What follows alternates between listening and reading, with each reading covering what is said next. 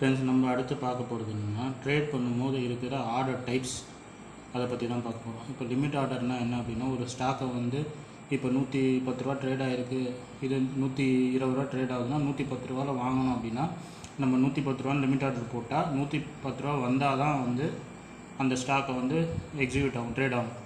Market order அப்படி இல்லை. இப்போ 120 ரூபா ட்ரேட் ஆகிருக்கு அப்படின்னா நீங்கள் போட்டிங்கன்னா அடுத்த அவைலபிள் ப்ரைஸ், அதாவது வந்து இப்போ 120 ரூபா போட்டேன்னா 123 ரூபாவில் தான் அடுத்த ஃபில் ஆகிறதுக்கு ஆர்டர் இருக்குது அப்படின்னா அதை போய் எக்ஸிக்யூட் பண்ணிடும். சரிங்களா? அடுத்து நெக்ஸ்ட் அவைலபிள் ப்ரைஸ் பண்ணுவோம், அதை போய் ட்ரேட் பண்ணிடும்.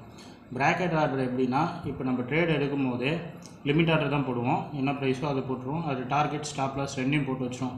எப்போ லிமிட் ஆர்டர் ஹிட் ஆகுதோ அப்போ டார்கெட்டும் ஸ்டாப் லாஸ் ரெண்டு ஆர்டருமே வந்து ஆக்டிவேட் ஆகிடும். ஃபஸ்ட்டு டார்கெட் ஹிட் ஆனால் டார்கெட் வந்து நம்ம ப்ராஃபிட்டில் க்ளோஸ் பண்ணிடுவோம், இல்லை ஸ்டாப் லாஸ் ஹிட் ஆனால் லாஸ்ட்டில் க்ளோஸ் பண்ணுவோம். இதுதான் வந்து மேஜர் ஆர்டர்.